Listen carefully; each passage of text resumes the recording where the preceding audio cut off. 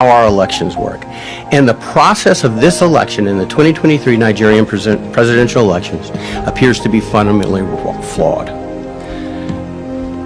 We believe, NADECO believes, that the February 25 to 26, 2023 election, the results, the hasty announcement of the results, are fundamentally at odds with the Nigerian election laws.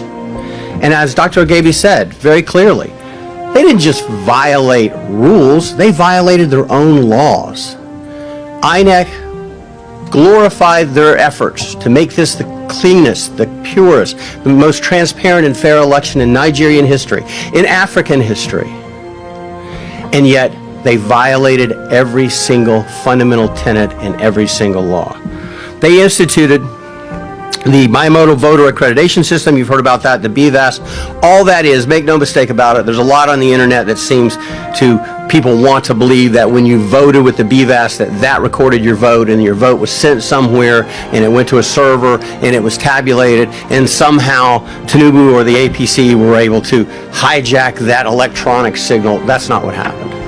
It was more pernicious than that. It was more old-fashioned than that.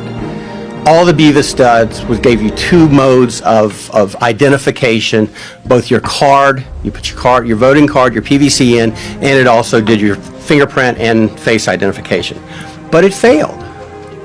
And the reason BVAS was important is so that people couldn't vote more than once. Vote early, vote often. The reason it's important is so people could not vote that had fake cards.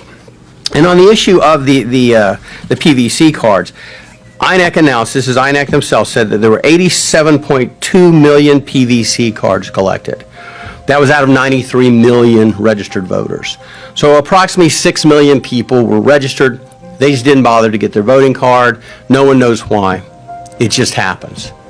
But what's fascinating is, if you consider it true that 87.2 million people had PVC voting cards and could have voted, the declared winner of this election received 8.7 million votes. Now, out of 87 million, the math's not real hard. That means that Mr. Tinubu got 10% of the vote. He will be ruling the wealthiest economy in Africa with a mandate of 10% of the population. That's extraordinary. Something is seriously wrong. Something is seriously wrong. Additionally, we believe that what has to happen and why we're here today, and NADECO is leading the charge, we believe that INEC has to prove itself. It has to prove the results it announced were true and were real. There are 176,600 polling stations. That's a lot of polling stations. INEC's rules required each polling station to collect the votes, count the votes, and they do it the old-fashioned way. They get the paper votes, they count them. They put them in stacks for each of the primary candidates. They were to gather those results, publish the local results, and then transmit the results, and ultimately they would go to Abuja and be certified. Well, what happened was they published some of the results early on, and then they took them down. And so what they have is something that looks a little bit like this, scribbling, when it used to look like this, where it was written. Someone didn't like the results. That's what appears to have happened. Dr. Ogebi observed it happening. So what we have is vote rigging, vote buying, and bribery. So despite INEC's efforts, nothing good happened. And we're back to the same old thing, the same old efforts. So what do we do? What do we do in the United States? What do we do as members of the diaspora? What do we do as international attorneys or international law folks? What do we do to ensure democracy can thrive? That the promise of 1960 can become true again, hopefully. Well, we are asking that INEC throw open the curtains and let the full light of truth come in to prove the transparency and the veracity of the results they've announced.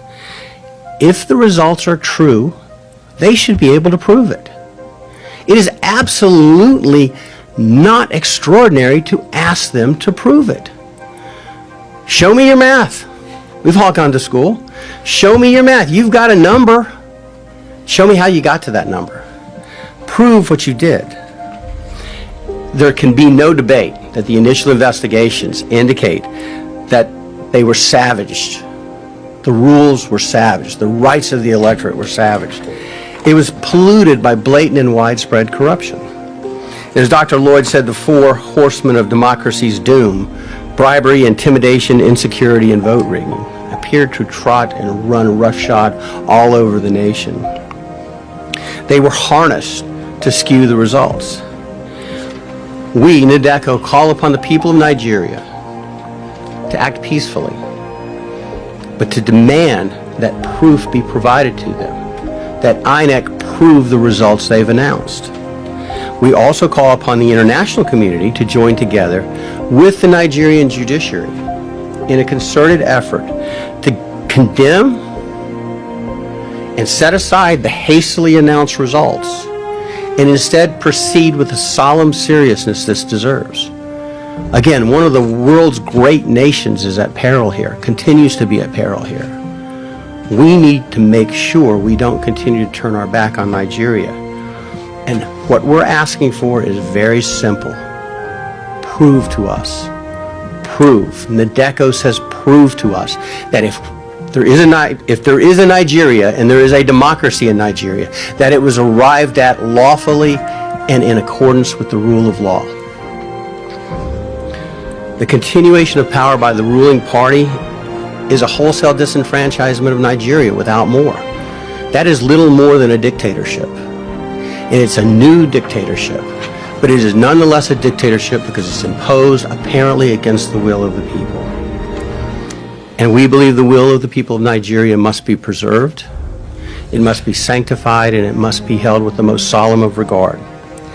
This event is designed to lead a global call to action, to address INEC's duplicity, and to make sure that the truth is told, and that what happened is exposed, and the next steps can be taken. And I, for one, I know there was a lot of skepticism. I've appeared in this, well, a few rooms over a few years ago on the Uzodimma issue. I was involved in drafting briefs that were filed there. The Nigerian judiciary cannot always be relied on to do the right thing in elections. But I take a little bit of hope. You've got to be an optimist. You have to be an optimist. Because your faith in God and your love for your country and your love for your family, you got to be an optimist. The Nigerian judiciary showed us they have the ability to disregard what INEC says and chart their own path toward justice. Now, we may disagree with what they did with Uzodimma.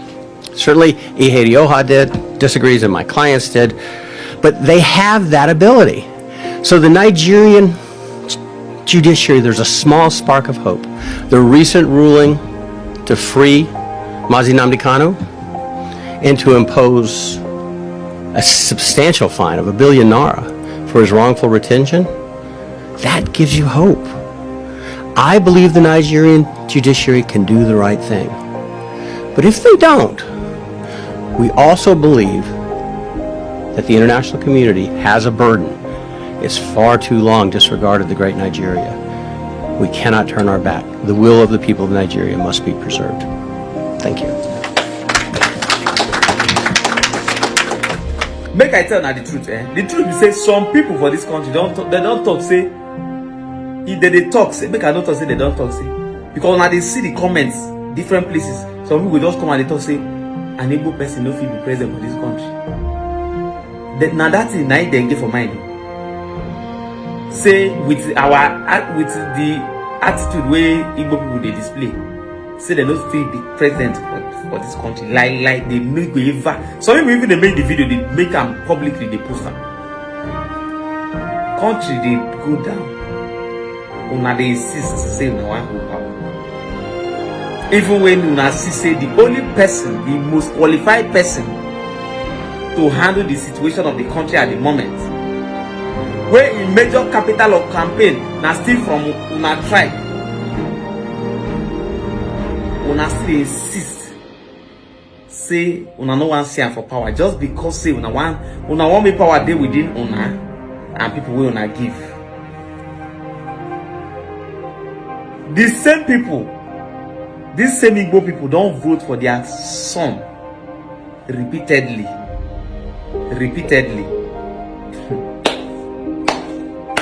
Omo, if anything, see now my papa I dey blame. Now my papa I dey blame. Say he come born me for Nigeria. If I no blame my papa, who I want to blame? Now my papa now they blame. Say he born me for this country. He look the whole country where they the whole world. He better make my papa born me for Cotonou. I go know say I dey country where all of us now one. Than say I dey country where we dey pretend say we be one and we pass 200. You see Nigeria? Nigeria na long story. I dey wait when judiciary give their judgment before I go begin. That when judiciary give their final judgment for this court for this case, I pray may they give judgments justice, may they render justice. But see, after this court case, and Nigerian judiciary fail Nigerians, fail the people who vote for good governance, and Nigerian judiciary can't disappoint us. Me personally, when they do like this, you know go know me again. I'm not gonna know me again.